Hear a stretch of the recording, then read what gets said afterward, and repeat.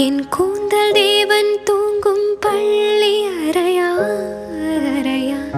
மலர் சூடும் வயதில் என்னை மறந்து போவதுதான் முறையா?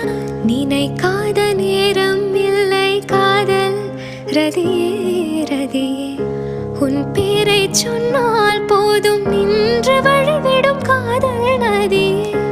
என் சுவாசம் உன் மூச்சில், உன் வார்த்தையின் பேச்சில், 5-6 நூற்றாண்டு வாழ்வோம் என் வாழ்வேவா. மலர்களே மலர்களே இது என்ன கனவா? மலைகளே மலைகளே இது என்ன நினைவா? உருகியது